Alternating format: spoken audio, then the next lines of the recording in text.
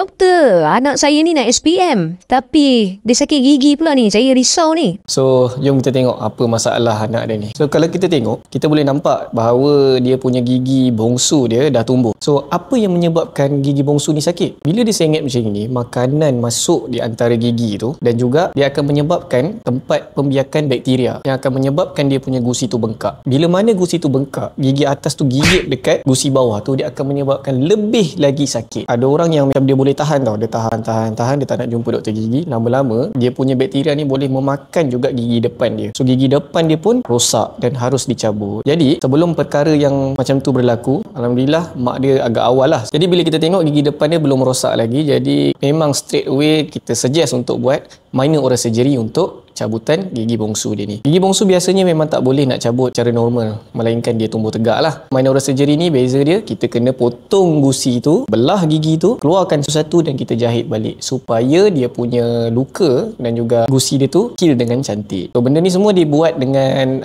local anesthesia lah dan perlu datang balik selepas 1 minggu untuk cabut jahitan tu. So, kalau kita dengar macam menyakitkan kan, tapi usually patient saya buat tahan sakit pun dia tak habiskan. 2-3 biji dia makan, lepas tu dia okey je. Kenapa? Sebab kita bagi bius tu tahan 3 jam, sebelum 3 jam tu habis kita dah bagi dia ubat tahan sakit dah jalan, 2-3 hari dia makan ubat tahan sakit yang kuat, usually patient akan okey je. So, andai kata dia rasa sakit kat gigi bongsu, bolehlah datang berjumpa kami untuk consultation.